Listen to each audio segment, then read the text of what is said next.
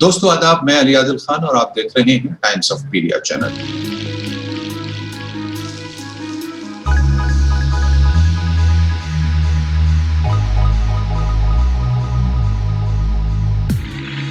जैसा कि हम जानते हैं कि अब जो तीसरी बड़ी जंग दुनिया में होगी, उसकी एक वजह पानी हो सकती है। ऐसी आशंकाएं जताई जा रही हैं, पूरी दुनिया में इसकी चर्चाएं भी हो रही हैं। लेकिन सवाल ये पैदा होता है कि अगर वाकई इस पर जंग होनी है तो रेन वाटर हार्वेस्टिंग के लिए हमारी सरकारें और दुनिया की सरकारें इस पर क्या इक़दामात ले रही हैं, किस किस्म की कोशिशें उनके यहाँ हो रही हैं, क्या योजनाएं उनके यहाँ हैं। इस पर आज बात करने के लिए हमारे साथ मौजूद हैं हमारे मेहमान doctor Hishmi Hussain. Doctor Hishmi Hussain environment scientist हैं और एक ज़माने से अपनी सेवाएं देश भर के और दुनिया भर के में जो है वो देते रहे हैं। डॉक्टर हिशमी, आपका स्वागत है टाइम्स ऑफ पीडिया पर। जो हमारे अर्बन एरियाज हैं वहाँ रेन वाटर हार्वेस्टिंग का क्या तरीका हो सकता है या होना चाहिए, और जो हमारे रूरल एरियाज हैं वहाँ बारिश के पानी का हार्वेस्टिंग का क्या तरीक़ाकार हो सकता है, उसमें सरकारों को किस किस्म के इक़दाम लेने चाहिए, उस बारे में हमारे दर्शकों को आप तफसील से बताएं। जैसा आपने पूछा कि लोग रेन वाटर हार्वेस्टिंग करते हैं या देश में होती है, तो ये बड़ी अजीब सी बात है कि बहुत ही कम लोग इस बारे में जानते हैं कि बरसात के पानी को भी इकट्ठा करके हम लोग उस टाइम में यूज़ कर सकते हैं जब हमारे पास पानी नहीं है। और ये समस्या का एक बहुत ही अच्छा समाधान है कि जो हमारे बारिश का पानी होता है और उस पानी को अगर हम कलेक्ट कर लें तो जब हमारे पास पानी ना हो उसको हम यूज़ कर पाएँ। सबसे इम्पोर्टेंट चीज़ ये है कि लोगों में इसके बारे में जागरूकता नहीं है, लोग जानते नहीं है किस प्रकार से वो इस पानी को इकट्ठा करें। अगर वो इकट्ठा करने के बारे में सोचते भी हैं तो उनके पास ज़्यादातर समाधान नहीं होते। आपने कहा कि सरकार की क्या प्लान है, सरकार ने क्या किया। सरकार ने बहुत से प्लान बनाए लेकिन ये प्लान इम्प्लीमेंट नहीं होती। सबसे बड़ा जो कारण है वो ये है कि लोगों को जागरूकता ही नहीं है। कुछ जगहों पर, कुछ गाँव में जो रूरल एरिया है वहाँ पर सरकार ने कुछ स्कीम्स लगाई कि जिनके तहत आप अपने जो खेत है उसमें गड्ढा कर सकते हैं और उस गड्ढे में आप बरसात का पानी इकट्ठा कर सकते हैं। तो जैसे कुछ स्टेट में उसका नाम भीमताल योजना रखा सरकार ने, उसको उन्होंने मछली पालन से भी जोड़ के रखा। ये सारे के सारे प्रोग्राम और प्लान बन जाते हैं, इनके लिए पैसा आवंटित हो जाता है, लेकिन अफसोस की बात यह है कि ये पैसा ना खर्च होता, न लोगों तक पहुँचता, न लोगों को जागरूकता है। अगर हम अर्बन एरिया में बात करें कि किस प्रकार से हम रेन वाटर हार्वेस्टिंग कर सकते हैं, तो अर्बन एरिया में ये रेन वाटर हार्वेस्टिंग करना बहुत ही आसान है कि आपकी जो छत है, छत पे जो छत का एरिया है और आप जिस भी एरिया में रहते हैं, जिस भी ज्योग्राफी में, जिस भी डिस्ट्रिक्ट में, वहाँ का एवरेज रेनफॉल होता है। उस रेनफॉल को अपने आपका जो एरिया है छत का, उससे आप कैलकुलेट कर सकते हैं कि आपके में इस साल अगर बारिश होगी तो इतने 1000 लीटर पानी आपकी छत से बहकर जाएगा और आप उस पानी को टंकियों में जमा कर सकते हैं। प्लास्टिक की टंकियों में कर सकते हैं। अगर आपका घर पहले से बना हुआ है, अगर आप नया घर का निर्माण कर रहे हैं, जो नई कॉलोनी बन रही है, उस कॉलोनी के सारे पानी को एक परमानेंट टैंक बनाकर संचित किया जाता है। ऐसी योजना आपके जो राजस्थान है और गुजरात है, वहाँ पे बहुत ही सक्सेसफुली इम्प्लीमेंट हुई है। बहुत सारी ऐसी एनजीओ हैं जिनको मैं बहुत करीब से जानता हूँ, जिन्होंने इसके ऊपर काम किया और वर्षा का जो जल था उसको संरक्षित करके उन लोगों ने खेती भी की और जो हमारा डोमेस्टिक यूज है उसमें भी पानी को यूज किया। तबाही से अमन की ओर, नफरत से मोहब्बत की ओर, विनाश से विकास की तरफ आओ चलें टाइम्स ऑफ पीडिया के साथ।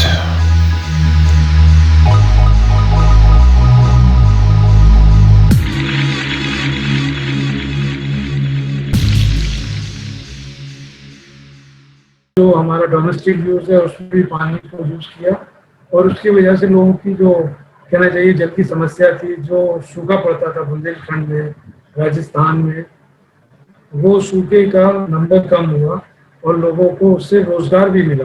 तो पानी एक ऐसी चीज़ है, अगर हम इसको सही रूप से, वर्षा का जो जल होता है वो सबसे प्योरेस्ट फॉर्म ऑफ वाटर होता है, जिसमें हमें कोई इन्वेस्टमेंट करने की ज़रूरत नहीं है। हमें कोई आरओ प्लांट लगाने की ज़रूरत नहीं है। अब मैं आपको बताऊं पिछले 3 सालों में हुआ क्या कि जो हमारे जोहड़ थे, हमारे जो तालाब थे, वाटर बॉडीज थे, उनके नंबर 85% कम हो गए हैं। और जो ये हमारे तालाब होते हैं, ये हमारे किडनी के तरह, जैसे किडनी हमारी बॉडी में काम करती है, इस तरह ये ज़मीन के किडनी के रूप में काम करते हैं। जब बारिश का पानी इनमें आता है और जो सड़क से पानी बह के, जब खेतों से पानी बहकर इन तालाबों में जाता है, तो इनमें एक इस तरह का इकोसिस्टम होता है जो कि इस पानी को साफ कर देता है। वो करके ये पानी हमारा जो ग्राउंड वाटर है उसको रिचार्ज कर देता है।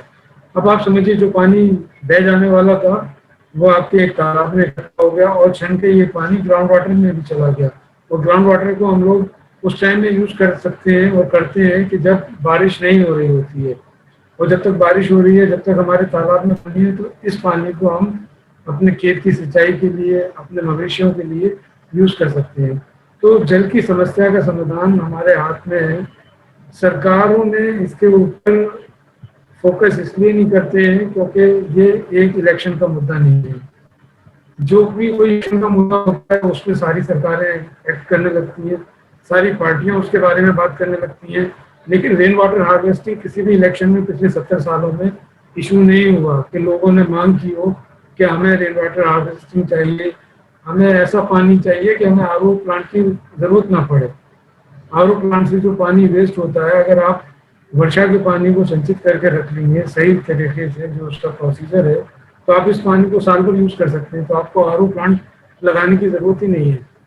तो जो बारिश का पानी होता है ये डिस्टिल वाटर की तरह होता है। जिस तरह डिस्टिल वाटर आप लोग जानते हैं कि distil water purest form of water है। डॉक्टर साहब, ये अभी जो देखने में आता है एक बहुत अहम मुद्दा वो ये कि जो स्मॉल सिटीज या सिटीज के या मेट्रोज के भी कुछ लो लाइन एरियाज होते थे जहां पर अक्सर बारिश का पानी चला जाता था और वो वहां पर पानी इकट्ठा हो जाया करता था। उनको हम बड़े झोर या तालाब कहा करते थे, वो सिटीज में भी था। लेकिन अभी अनफॉर्चुनेटली ऐसा हुआ है, अनफॉर्चुनेटली इसलिए कह रहा हूँ कि उससे इंसानियत का नुकसान है कि उन लो लाइन एरियाज के अंदर भी जो है वो कंस्ट्रक्शन का काम शुरू हुआ और तमाम छोटे और बड़े शहरों के वो लो लाइन एरियाज भी बड़ी बड़ी इमारतों में तब्दील हो गए।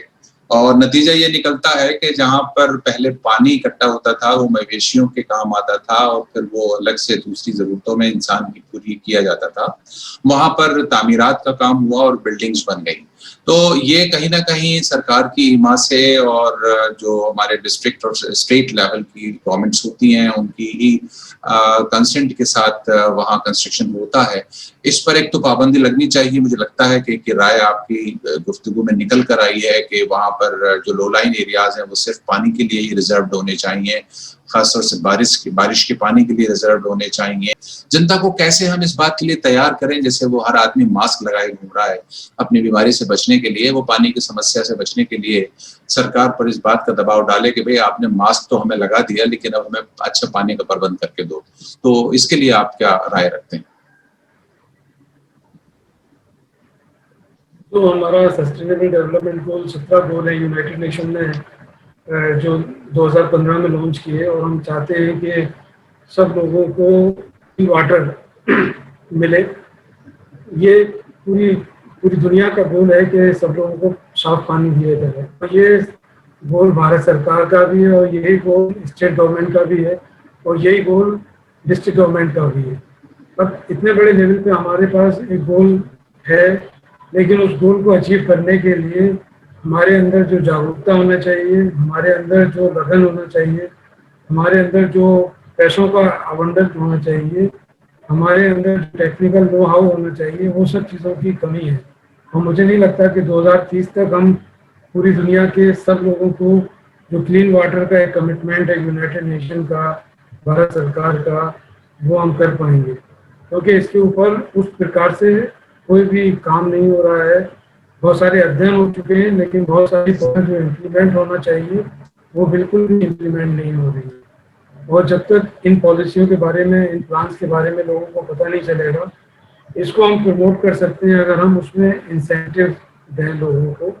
अगर आप अपने घर में रेन वाटर हार्वेस्टिंग का प्रोजेक्ट लगाते हैं तो आपका जो हाउस टैक्स है वो कम हो जाएगा, आपका जो वाटर का बिल है वो डेफिनेटली कम होगा। जब तक हम इस प्रकार से लोगों को प्रोत्साहित नहीं करेंगे, जो लोग जिम्मेदार हैं अर्बन प्लानिंग के, जिन लोगों की जिम्मेदारी है कि जिस एरिया में हमारी कॉलोनी नहीं बनना चाहिए, फैक्ट्री नहीं बनना चाहिए, और वहाँ पे इस तरह की अगर घटनाएं होती हैं, तो उन लोगों को सबसे ज़्यादा सख्त सजा देनी चाहिए कि उन्होंने उनकी जो जिम्मेदारी थी उसको उन्होंने नहीं निभाया, और एक काम जो बिगड़ चुका है और उसको सुधारने के लिए हमें अभी बहुत लंबा एक रास्ता तय करना है। डॉक्टर साहब, फिर आपकी बात से हमारे समझ में ये आती है बात, और अपने दर्शकों को हम ये बताना चाहेंगे कि जो लोग ये चाहते हैं कि कम से कम उनकी इंडिविजुअल पानी की परेशानी खत्म हो जाए, तो उनको चाहिए कि वो अगर देहात में रहते हैं तो अपने जंगलों में कुछ पोखर बना लें और अपनी जमीनों में एक हिस्सा ऐसा रख लें जिसमें वो बारिश के पानी को इकट्ठा कर सकें, ताकि वहां से वो अपनी फसल में भी उसको इस्तेमाल कर सकें और जानवरों के लिए भी इस्तेमाल कर सकें। और अगर वो शहर में रहते हैं तो शहर में बारिश इस बार चूंकि अच्छी होने के इम्कानात हैं, जो छतों से गिरने वाला पानी है वो बहुत ही प्योर फॉर्म ऑफ वाटर होता है। आप बता रहे हैं डिस्टिल्ड वाटर से ज्यादा कीमती और बेहतर होता है, और वो सेहत के लिए भी अच्छा होता है, इंसानी सेहत के लिए। तो हम चाहेंगे कि जो शहर के लोग हैं, आपके मशवरे के मुताबिक शहर के लोग जो हैं वो भी अपनी कॉलोनीज में जो सोसाइटीज हैं उसमें अंडरग्राउंड कुछ ऐसे टैंक्स बनाएं जिसमें जो है वो साल भर तक का या 8 महीने तक का पानी का इमरजेंसी अरेंजमेंट किया जा सके। डॉक्टर साहब, और कोई जहन में आपके बात ऐसी आती है जिससे आप नागरिकों को कुछ हिकायत देना चाहते हों? और सरकारें तो जाहिर है अपने लेवल पर काम करती हैं, उनको तो हिकायत आप नहीं दे सकते और ना ही कोई बहुत बड़ी राय उनके ऊपर असर करती है। उनकी तो अपनी प्रोग्रामिंग होती है, सत्ता के लिए होती है। और हाँ, उनको अगर कोई ऐसा लगेगा कि आपके रेन वाटर हार्वेस्टिंग से, जैसा कि आपने फरमाया कि चुनाव में कोई फायदा होने जा रहा है, तो वो जरूर आपकी राय ले सकते हैं और आप भी जो है वो दूसरे किशोर बन सकते हैं। और जाहिर है आपको लोग हाथों हाथ लेंगे, लेकिन फिलहाल आप जनता को क्या एडवाइसेस देना चाहते हैं? मैं सब लोगों को ये सबसे इम्पोर्टेंट कि कुएं के सूखने का इंतजार ना करें, कि जब कुआं सूख जाता है तब हमें पानी के बारे में, पानी का इम्पोर्टेंस समझते हैं। तो ये पानी जो है एक बहुत ही इम्पोर्टेंट रिसोर्स है और ये दिन ब दिन कम होता जा रहा है। आप लोग देख रहे हैं बाढ़ आ रही है, बारिश हो रही है, लेकिन जो पीने वाला पानी है वो 0.009% ही अवेलेबल है। और उस पानी को अगर आप चाहते हैं बचाना तो आप लोग रेन वाटर हार्वेस्टिंग करने की कोशिश कीजिए। जिन एरियो में आप लोग रहते हैं वहाँ पर इंटीग्रेटेड प्लानिंग कीजिए कि आपके घरों का सारा पानी नालियों में बहकर ना जाए, वो पानी जमा हो जाए और उस पानी को आप लोग यूज कर पाएं। अगर आप इस चीज़ का ध्यान देते हैं कि आपका जो सरफेस वाटर है, जो रन ऑफ है, हो सके तो आपके एरिया में जो बोरवेल्स हैं उनमें जाके उस पानी को उतार दीजिए। आप अगर कलेक्ट नहीं कर सकते तो उससे जाहिर सी बात है आपके एरिया का जो ग्राउंड वाटर है उसका लेवल भी बढ़ेगा। और ऐसी मैंने रिसर्च की है कि अगर आप 2 मानसून सीजन में अपने पानी को, अपने जो बारिश का पानी है उसको आप बोरवेल में उतार पाते हैं तो आपका जो पानी ख़त्म होने की जो समस्या हो जाती है गर्मी के दिनों में आपकी बोरवेल में, वो समस्या का भी एक निदान है ये। तो आप अपना बरसात का पानी का पाइप अपने बोरवेल में लगाइए और वो पानी आपको ग्राउंड वाटर रिचार्ज करेगा। तो जो सबसे महीने होते हैं मई का, उस महीने में भी आपका पानी का लेवल नहीं घटेगा और आपको सही से पानी मिलता रहेगा। ये शहरों में बहुत देखा गया है और ये हमने अपना मध्य प्रदेश में जब काम किया था वहाँ पर हमने देखा कि जो वाटर लेवल रिड्यूस हो जाता था 30 मीटर 50 मीटर तक, उस रेन वाटर हार्वेस्टिंग की वजह से वो 20 मीटर से ज्यादा नीचे नहीं गए। जब हम बात करते हैं कि जल ही जीवन है, तो इस जीवन के मेन सोर्स जल को सुरक्षित करने के लिए, संरक्षित करने के लिए जनता को ही आगे आना होगा और उसको अपने इंतजामात खुद बेहतर से बेहतर बनाने चाहिए और पानी के वेस्टेज से उनको बचना चाहिए। हालांकि मैं पिछली चर्चा में अपने एक मित्र से बात कर रहा था और आप भी अक्सर उसको कहते रहे हैं कि इंसान को जाहिर है कि जो किफायतशारी, इसको एक लफ्ज कहा जाता है, यानी चीजों का सही वक्त पर सही इस्तेमाल करना और बेजा इसराफ से बचना। वजू के पानी तक के लिए प्रॉफिट मोहम्मद सल्लल्लाहु अलैहि वसल्लम ने कहा है कि तुम जब वजू करो तो वजू में भी पानी का बेजा इसराफ ना करो, गुस्ल करो तो पानी का बेजा इसराफ ना करो।